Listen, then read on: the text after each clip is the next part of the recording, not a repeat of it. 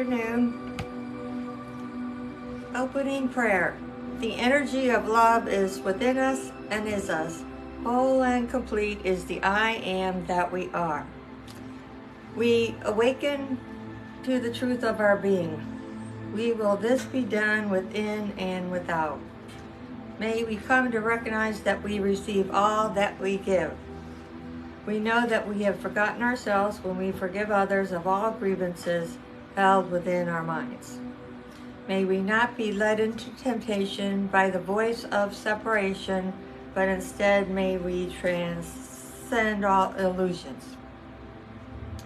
For ours is the power, love, and peace of Christ consciousness found within each of us, who is but perfect extension of the one mind and heart that is shared by all, and is our birthright as the holy extensions of love itself.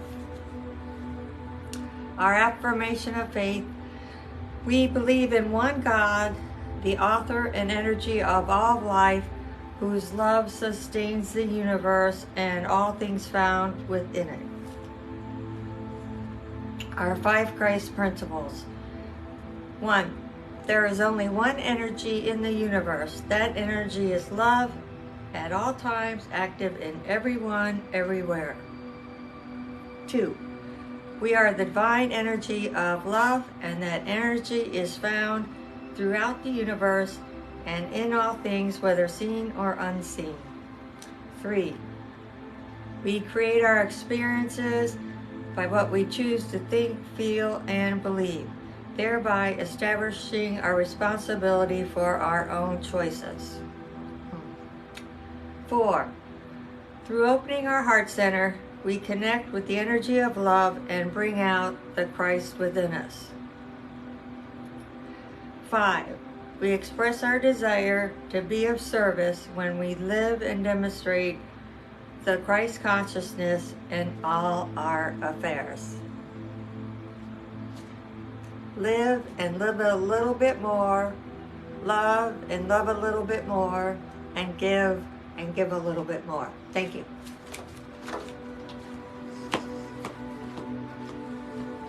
Thank you, Miss Bobby. And welcome to everyone who is here, to those who are watching, and to those who will watch later this week. Welcome again to the Church of Christ Consciousness. We are here for those who are truly ready to live the truth of their being. Today, I'm going to discuss something that I've really never talked about. To some, you may think when you hear the topic, that's not in the Bible. Well, I'm fixing to show you, oh yes it is. Oh yes it is. I've titled this one, The Universe Abhors a Vacuum. And I can hear it now. People are like, that's not in the Bible. It is.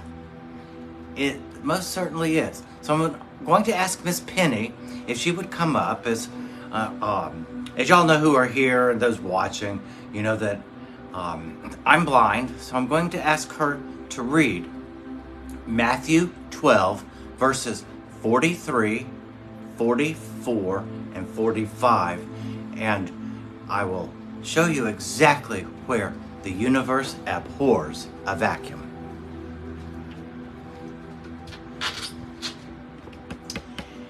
When an impure spirit comes out of a person, it goes through arid places seeking rest and does not find it.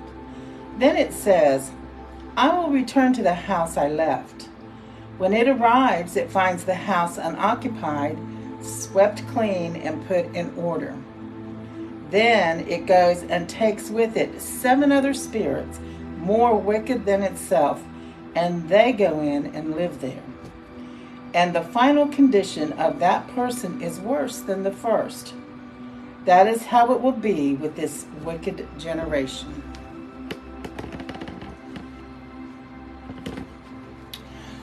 Thank you, Miss Penny. All right. An unclean spirit doesn't mean, well, what I think most people think. Unclean spirit is, I want you to think of the word spirit first.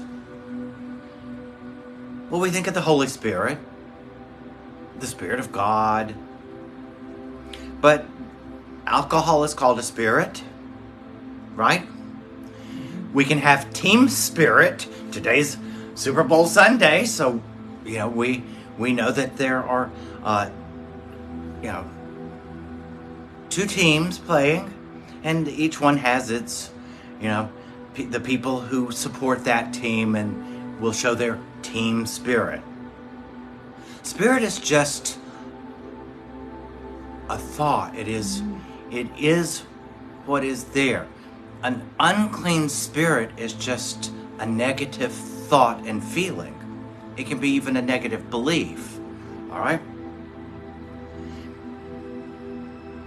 And what does Jesus say about it? That when an unclean spirit or a negative thought, and the reason I chose this is for someone listening here today, is a judgment is an unclean spirit. It's a negative thought. It binds us. So let's just use judgment.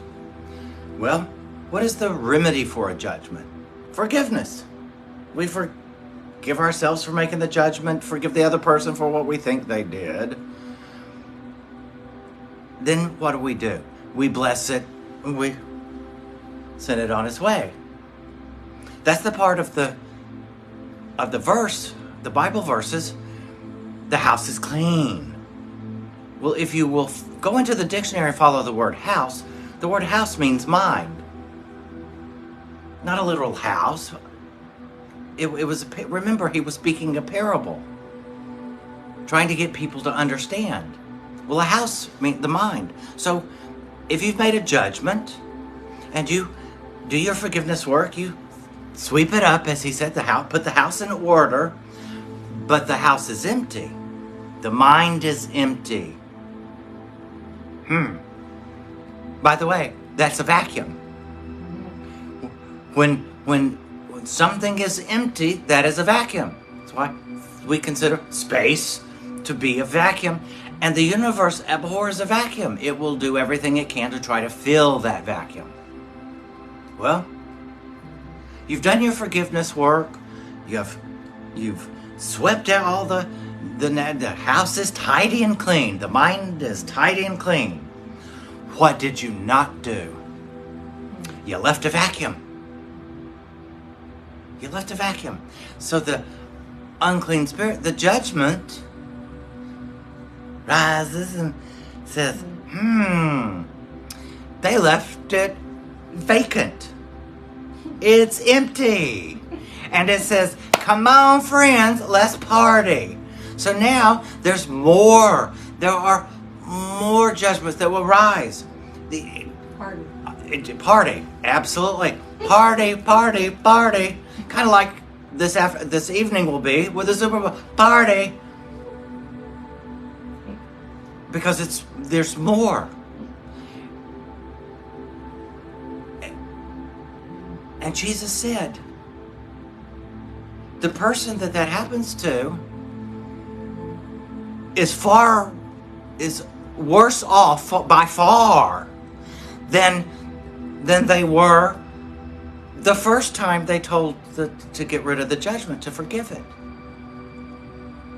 Because the second, third, fourth time, you've brought 7 more, and each time that happens, 7 more. Well, you can multiply 7, and there's more. There will be more judgment, more condemnation, because that's what judgment is. You will be bound and tied, and really, it's your mind. It is the mind. What happened? You cleaned the house, just like Jesus said. You cleaned it. You spent your time and did your work. And then you left it empty. Well, what happens to empty houses in certain places? Squatters come. So they come back and they take over. And boy, do they take over. Why? Because you didn't fill it with something good and holy. You left the house vacant. You left your mind blank, empty, and you didn't fill it with something good. What would be good? You didn't fill it with love. And here's what's hidden in that verse. He's telling you you didn't fill the house. You didn't fill the mind. You didn't replace that negative spirit, that negative thought with something, let's call it positive. That positive is love. But love cannot enter until it is welcomed. You must welcome love in. So the mind must, in that instance, welcome the love found within the heart. But most people don't. They'll recognize the negative thought, forgive it, or they'll do something to try to get it out, but they never fill it. Yes, the universe abhors a vacuum, and it always will. And boy, what comes after and with it the next time is much worse than it was the first time. Until love is welcomed into the mind. Because where love is, that unclean spirit, that negative thought cannot enter. Because the mind has been filled with love. Nothing that is the opposite of love can enter. Because love recognizes there are no opposites. Love doesn't judge. Love judges nothing, for it condemns nothing. Love only recognizes itself. For love allows all things. All things. To allow all things means you judge nothing. Love embraces all things. In other words, it doesn't resist anything because it knows it is the champion. It knows it's the power. Very humbly. Love also trusts all things. Why wouldn't it? It is the supreme. It's the highest, the greatest. It's what holds everything. It is the only thing that is. And then it surrenders all things. It's not attached to anything because it's already everything. Which is why when you welcome love in to replace the vacuum created by getting rid of a judgment or a negative thought, getting rid of anger, rage, sadness, depression, loneliness. Love has come because you've welcomed it. You have asked it to enter, which is what to welcome means. It's also what to embrace means, which is why there's no resistance. And it will enter. And it will enter the abode. It will enter the mind. And now the mind and heart are unified. And nothing can stand against unity and oneness. For nothing can stand against love. And we are the offspring of love itself. And that love is within us. Jesus told us heaven is within us. If heaven, which is love, which is where God is, and God is love, and it is within, all of it is found within us. It's within our heart. But we must turn within and invite it into our minds. The universe abhors a vacuum. The mind abhors a vacuum. So you either invite love, peace, harmony, joy, unity, oneness. You invite that into your mind, or the party's gonna start. Because it's the negative will come home to roost with more. And I often wonder when I hear people say, why do I keep doing the same thing over and over? And I know it's only hurting me. And then the person will tell, I do my forgiveness work, but I still end up doing the same thing. And I'm like, you're in a loop. You're just in a loop.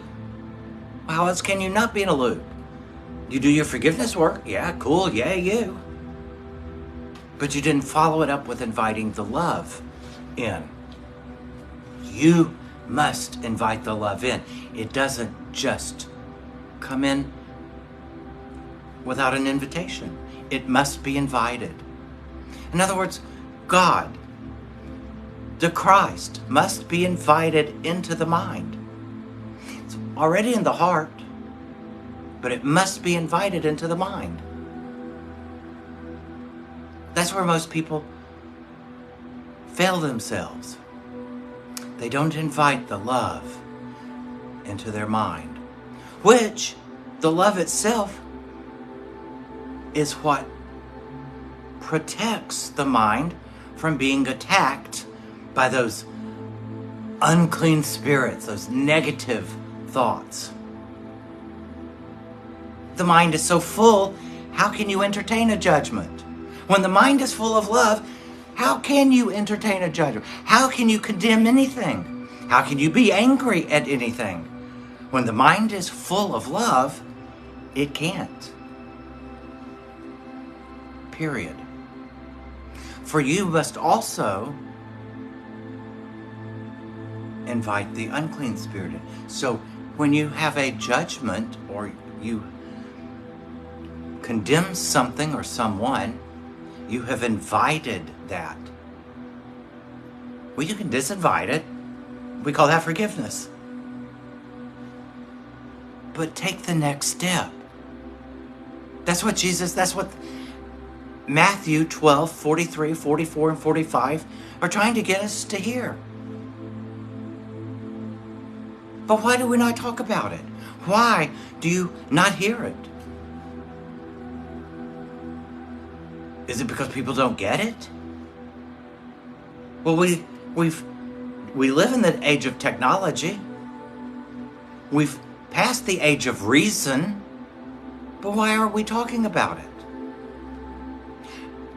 And I will share with you why. Because it's easier to be a victim. It is easier to be a victim than it is to claim the responsibility that once you, let's say, excise an unclean spirit, a negative thought, that you get rid of it. You do your forgiveness as we've been invited to do. You sweep up, just like Jesus says, the house is clean. And then what do? You walk out the door and shut it? And you leave it empty? And then wonder why squatters come. Hello? Well, what else can they do? What else is going to happen? But before that, call in love. Call in the power of love.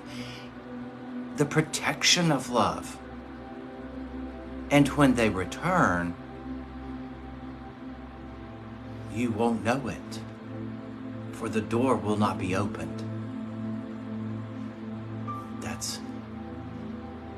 That's our promise. But why we don't do it? Again, we don't do it because we would rather be a victim. We would rather blame and judge and say, you did this to me. Stop and recognize the world isn't happening to you, it's happening by you. We've been given the formula to keep the house clean, and we've been told what to fill it with. But to do that means we have to claim responsibility. And the law, the spiritual law of responsibility. I am responsible for all I see and experience. I choose the goals that I would achieve. I choose them. No one else does. I choose them. I choose the feelings that I would have. In other words, you can't make me angry. I choose to be angry.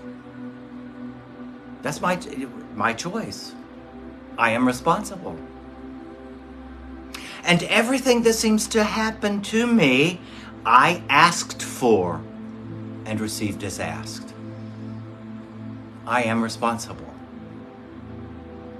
Therefore, when I recognize a negative thought, an unclean spirit, and I get it out and I do my forgiveness work, I clean my mind, I clean it up.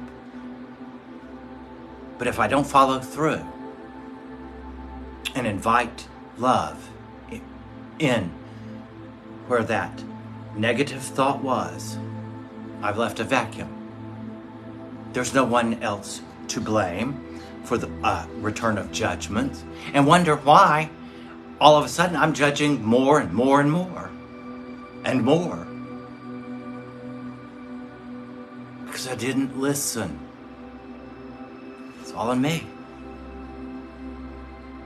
So I've shared with you what to do, how to do it. This is one time I can truly say, it isn't hard. This one's rather easy. I often let people know, look,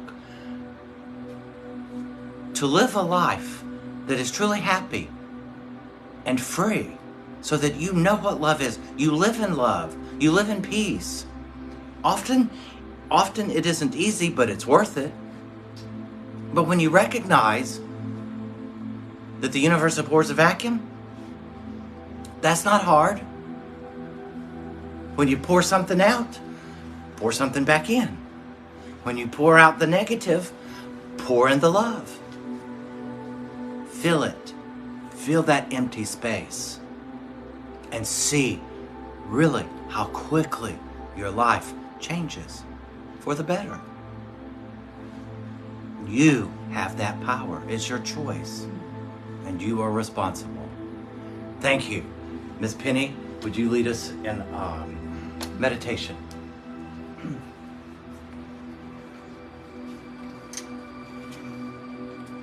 Let's take just a moment and close our eyes and settle in and breathe in, I am, and breathe out. Center yourself in your heart and breathe in, I am, and breathe out, love. Breathe in, I am, and breathe out, love. And as we relax into our space, notice the thoughts that arise in the moment. Ask yourself, where does this thought come from? Is it from my mind or from my heart? Bless it and let it go. Breathe in and breathe out, becoming aware of the thoughts that arise. And as you recognize a negative thought, bless it and say with your heart, I choose love. And let us just sit here in the quiet for a moment and breathe in and breathe out and choose love.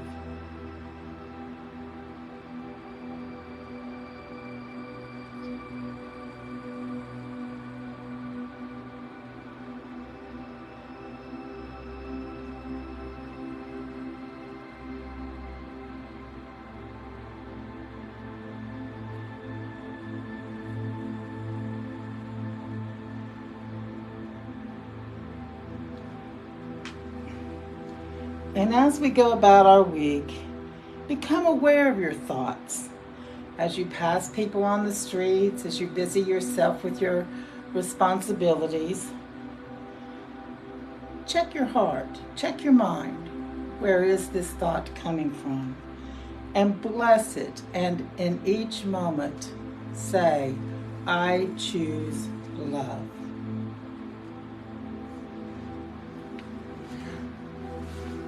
Thank you, Ms. Penny. As we come to the close, I'd like to remind everyone Next Sunday from 4:30 to 6:30, we'll be doing a workshop called Living in Authenticity. There is a formula to live authentically. I hope you'll join us to find out what it is. It's incredible. And boy, is it life-changing. And you can reserve your spot by going to meetup.com, return to Oneness Foundation, go to next Sunday's day, and just click on the 4:30 and 5:30 time frame. All right? If you would, please join with me in our closing prayer and silently say with me, divine love through me blesses and multiplies all that I am, all that I have, all that I give, all that I receive. For we give, receive, and live in love, from love, and through love. Thank you for joining us. Take care, see you next week, and have a great one. And remember, when you create a vacuum, fill it. All right, guys. Thank you. Bye now. Fill it with chocolate. Chocolate is love. That's right.